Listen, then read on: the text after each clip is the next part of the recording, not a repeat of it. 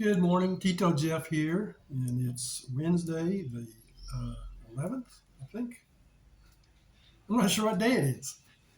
Anyhow, it's Thursday. Today's Thursday. Today's Thursday, January 12th. Thursday, January 12th, in Ormoc City, Leyte, the Philippines. A rainy day. It has rained here every day since Christmas. Last night it rained almost nonstop. It's just taking a little break right now, and it's going to start up again. So we're looking forward for it to quit raining, but there's a big low pressure area and it's very slow moving, and it's going to take its time. It's going to rain for another 4 or 5 days probably, off and on. Not 24 hours, 7 days a week, but it's going to rain a lot. So I'm drinking some Luya cha, Luycha.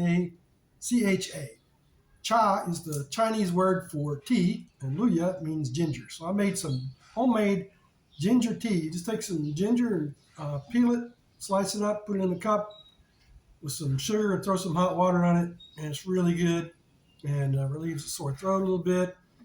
Ginger, I don't know if you know, is really spicy.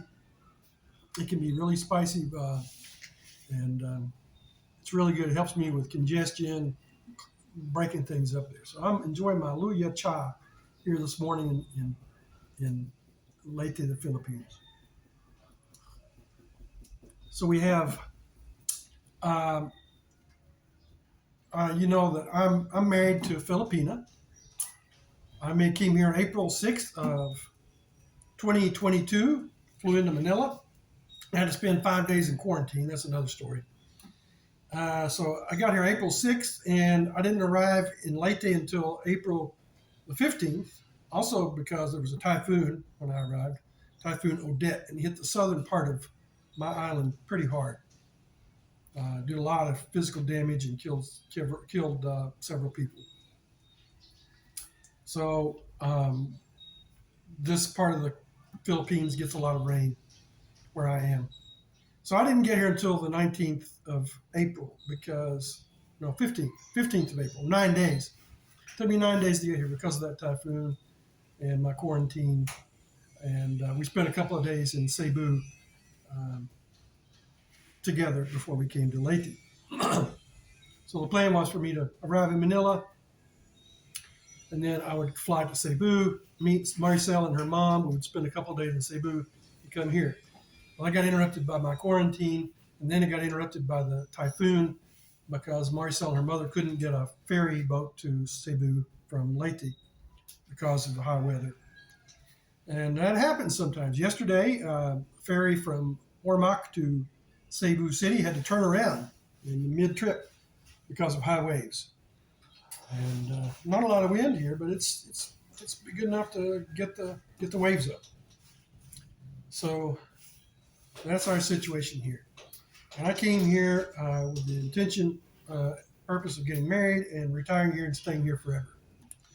Originally, we had tried to get a K1 fiance visa for Maricel, and that was going fine. But then she had trouble getting a passport. As it turns out, she had applied for a passport in 2012 and forgotten about it.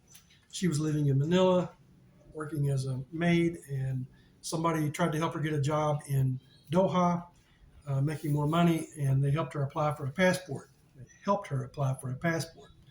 What it is, I think they got the passport and they ran off with it because she never received it, and then she forgot about applying for the job. She just gave up on it. So she applied for a passport. Once the K1 visa started making progress, it was time for her to get a passport, and the Department of Foreign Affairs here processes that. They said, "Hey, why do you want a second passport? You've already got a passport." And then they looked at the two applications, and her name was spelled differently, and her birth cities were different, and it just turned into a nightmare. And we're still dealing with it. So far, we've had to get a birth certificate correction for her name and birth location and her mother's name, different spellings. So that's going to take 6 months to a year. So maybe in April this year we'll hear something about that, or probably not until October. Then we can apply for the passport for her. And then we thought, well, we'll apply for a tourist visa for Marcel after that. But then I got to looking into it, and the more I learned, the more I'm convinced she's just not going to get a tourist visa. It's really hard, even though she's married to me and she has a home here, a house, property. Oh, Nico, my little dog is trying to help me make the video. It's not working. Not ready. Okay, so now the dogs are barking in the neighborhood.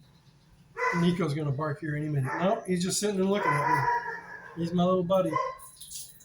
So, anyhow, back to the problem.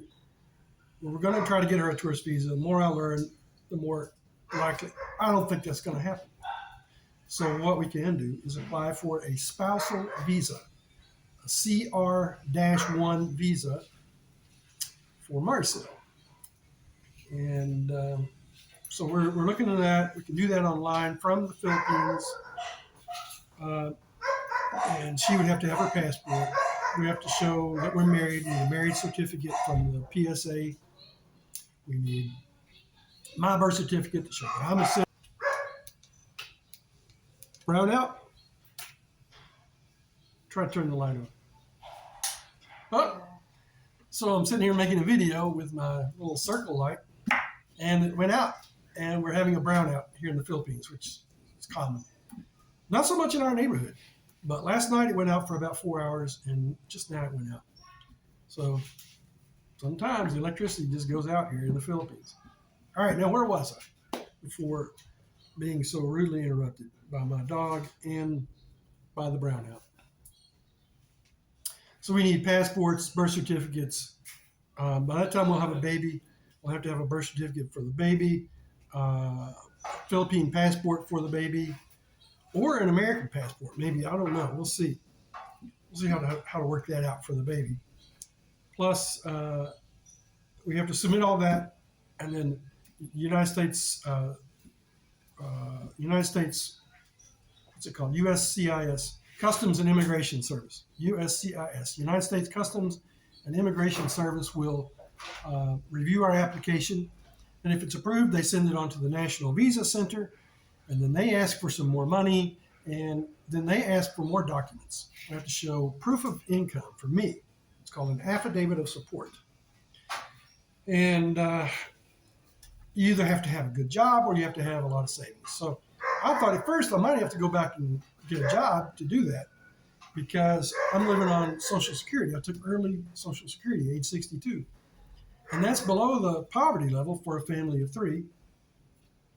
So I thought, well, I'm going to have to go back and get another job and to be able to do that. But I looked at it, and it also says you have savings greater than 5 times the difference between your income and the poverty level, then that can also serve as your support. So, and I have that. I have enough savings to qualify for that.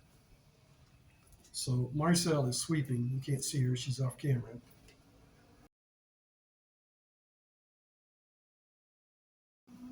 And Nico, my dog, wants to play with the broom. He thinks it's a toy. So it looks like I won't have to go back and get a job to prove that I can support her.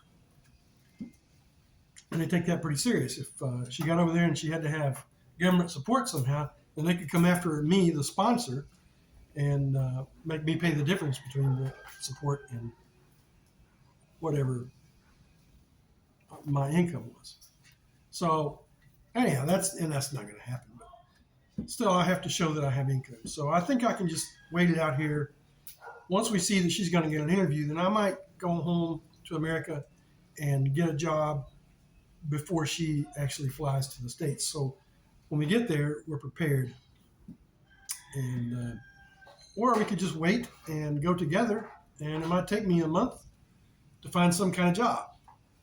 You know, I wouldn't have to have a high-paying job to supplement my Social Security income and for us to have a nice life, actually, there in the States. So that's what's going on there with our life right now. It's a big decision we're going to have to make about whether we want to do that or not. I think we will. So we'll have to get the application started. Nico was chewing on my foot. So we'll have to get the application started. And I can do that online, I think. That's it. I just want to give you an update on our latest development about maybe applying for the spousal visa. Once I get that started, I'll give you another update.